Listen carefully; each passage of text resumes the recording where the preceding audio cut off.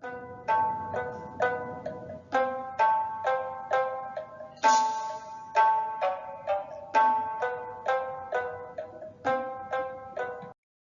guys, thanks again for taking the time to watch this video and visiting my channel. So, if you know how I do when it comes to my book reviews, I like to touch on key points that I think really make the book. So, one would be the Greek Hellenism, the second would be the Greco-Roman world. And then after that, we'll just wrap up with all that and give you my conclusion and my rating for the book. So I hope you guys enjoy, and yeah, let's get right into it.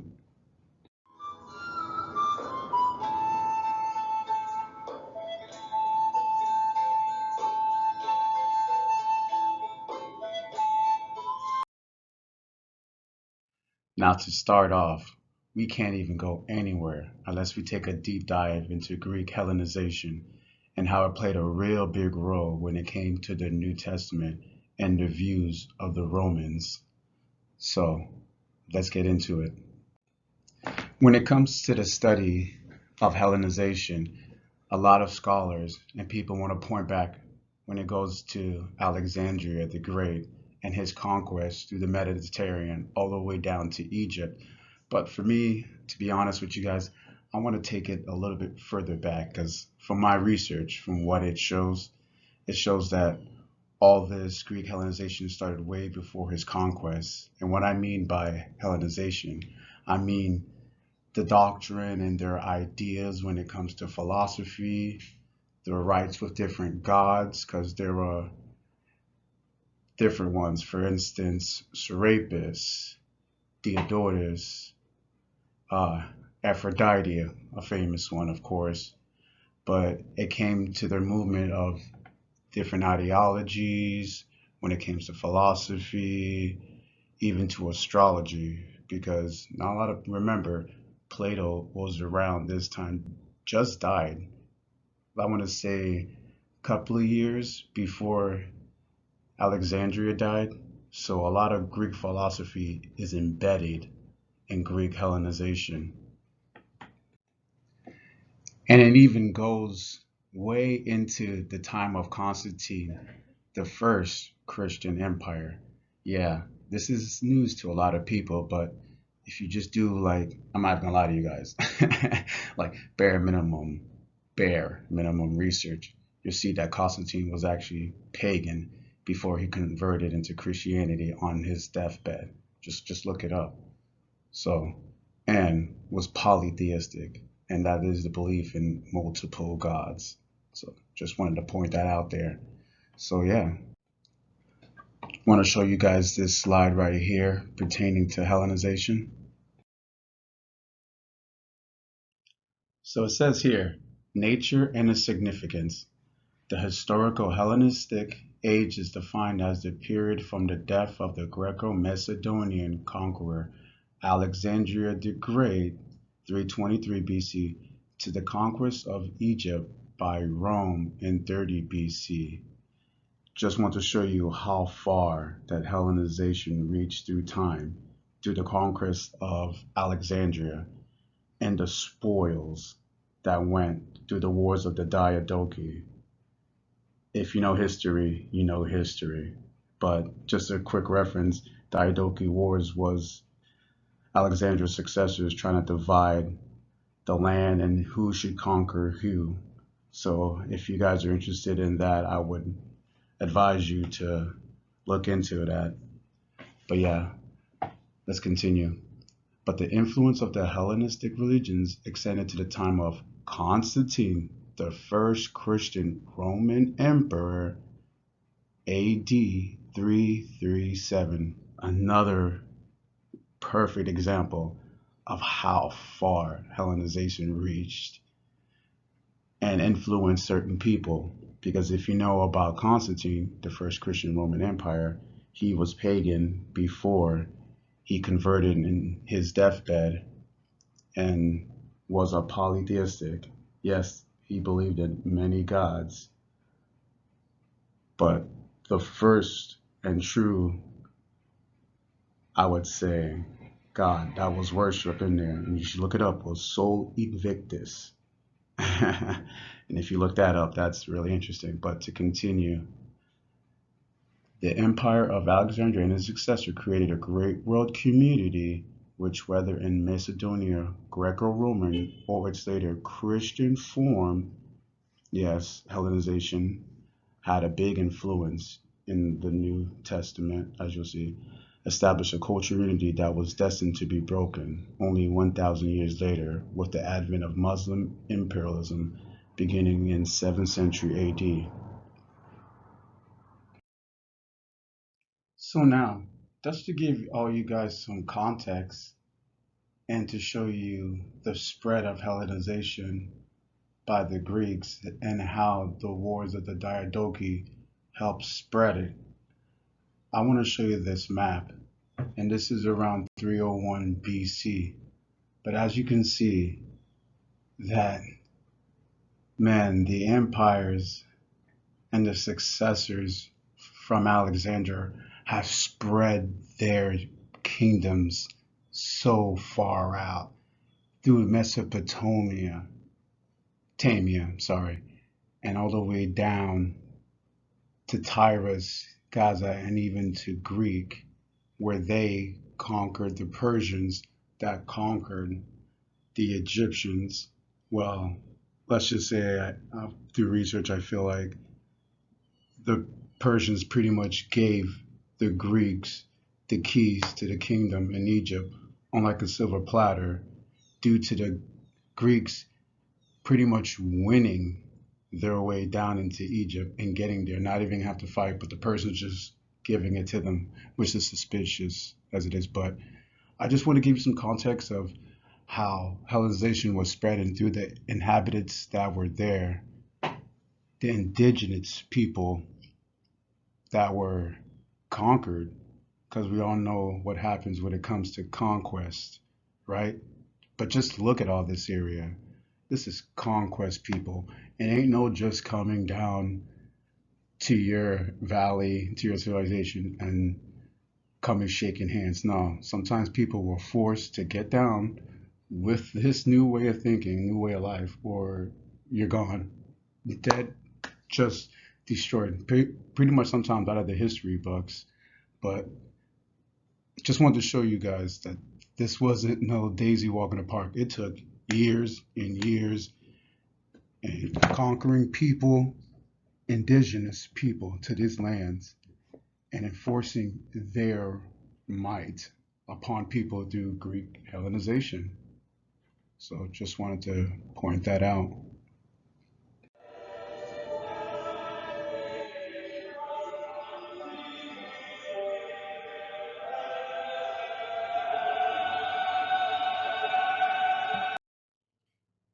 So now we know that the Greco-Roman Empire lasted from 800 BCE to 324 BCE, and that refers to the geological regions and countries that culturally and historically were directly influenced by the languages and cultural, government, and religion of the ancient Greeks and the Romans, better known as the term as classical civilizations. So as you can see, they had over 500 years of Greeks and Roman mingling with each other, where it came down to stories getting adapted with each other, learning about different gods, and how the Romans incorporated some of their gods in the images of the Greeks. Because as you can see, historically, each, I want to say, culture took different elements from each other. If you remember my last book review I did, I showed that how the Israelites, the early Hebrews, adapted some of their culture from the Phoenicians that inhabited that same area. And if you can, you should take a look. It's actually a great video. So with all this time mingling with each other, you can see that they were able to install some of their beliefs with the Romans that went with some of the greatest Greek philosophers, Plato, as we all know, Aristotle,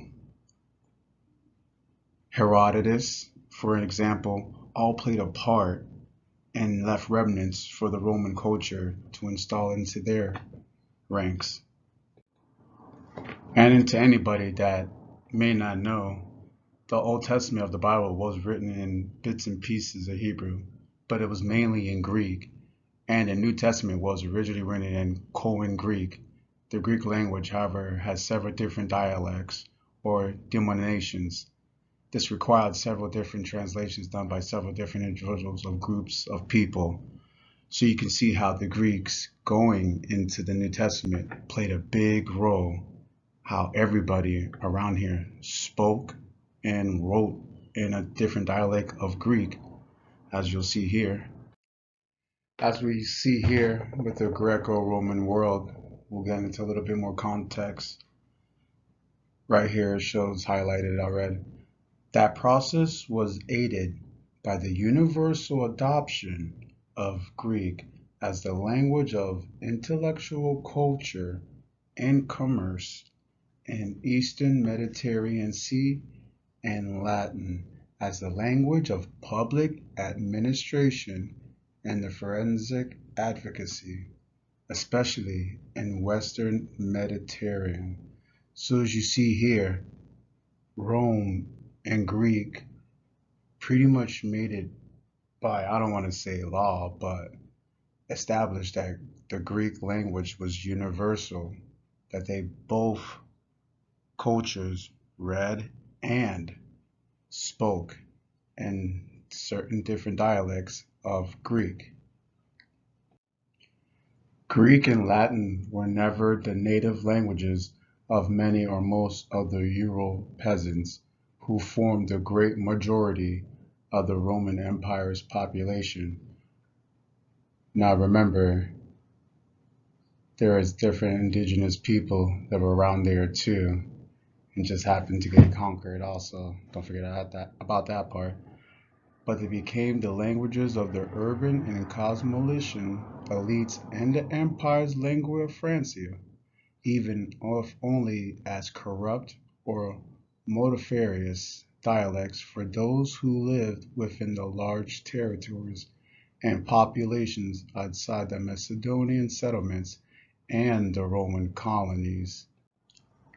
All Roman citizens of note and accomplishment, regardless of their ethnic extractions, spoke and wrote in Greek or Latin. Remember that because that's really important. Examples include the Roman jurist and emperor chancellor Ulpian, who was of Phoenician origin, like I remember saying to you guys in the earlier video. I have a book review that dealt with the Phoenicians also. The mathematician and geographer Claudius Ptolemy, who was of Greek-Egyptian origin, came from the Ptolemy lineage from the Wars of the Diadochi, Greek. Remember, he was placed there by Alexandria. And the famous post-Constitution thinkers John Chrysostom and Augustine, who were of Syrian and Berber origins respectively. Note to the historian Josephus Flavius, that's another important person, people. If anybody wants to talk about history when it comes to the New Testament and they don't mention this guy, Josephus Flavius, that's when you know they don't do their homework.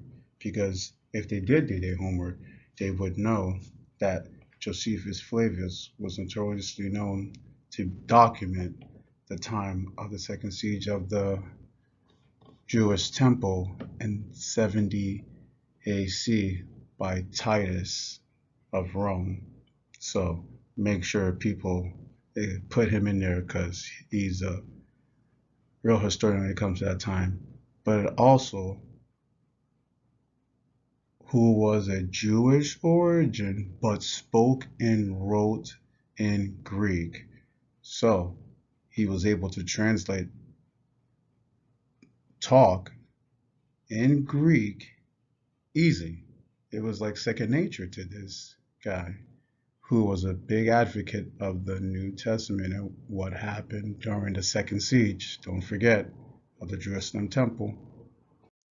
Here's a little insert from the book on page 116. For this reason, the New Testament student ought to know Greek literature, all of it, and he should steep his mind in it year in, year out. The meaning of the words in the New Testament is partly derived from the common or Koine Greek spoken throughout the Roman Empire in the first century, and partly from the inherited literature of the classical age, the 5th and the 4th centuries before Christ, as we saw earlier and talked about. Different dialects of Greek were common around this area. It was also influenced by the use made of Greek by the translators of the Old Testament from about 250 BC onwards, and by the Greco-Jewish writers, especially in Alexandria. There are certain religious ideas found in Greek literature which are simply indispensable for the interpretation of the New Testament as well as the Old. Of course, they really are there in the Bible, but the ordinary reader is not likely to see them when he reads only the Bible without the parallel literature of Greece casting bright shafts of lateral light from a distance. Once more, we are reminded of the observation: there are only two religions whose history is adequately documented: the ancient Hebrew and the ancient Greek. They illustrate each other repeatedly.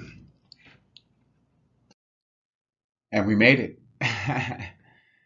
So here it is now, guys, the conclusion. So let's rank it. I would have to say 1 out of 5. This is a 5, ladies and gentlemen, especially when it comes to the content that Frederick C. Grant proposed and written down in his book. I mean, the book came out in 1962, so it took the man years and years to put this all together and structure it properly and have enough evidence to back it up. I mean, other scholars, historians back this man up too. Plus, we have evidence nowadays, and we're in the age of Aquarius, so internet's always a help too. But yeah, so great read. Anybody that's really interested in the upbringings and the beginnings of the New Testament, I would say this is a great read for you. You'll see where he gets all his evidence from, other books. He actually visited the site also in Rome area. So yeah, I think you guys would really take a liking to this book if you're looking towards this field. I hope the key topics that I portrayed for you guys helped you get a better understanding of what this book is trying to portray and how the Greeks were a big help into forming the New Testament. But yeah, again, thank you all for watching this video. I hope I made you guys think a little bit more when it comes to this field and maybe do your own little research. You know what I mean? Dive deep a little bit more. But yeah, is there anything new that you learned? Did you guys know about the different dialects of the Greeks around that time? Let's talk in the comment section. But other than that, more content on the way, guys. And I thank you again. All right, guys. Cheers.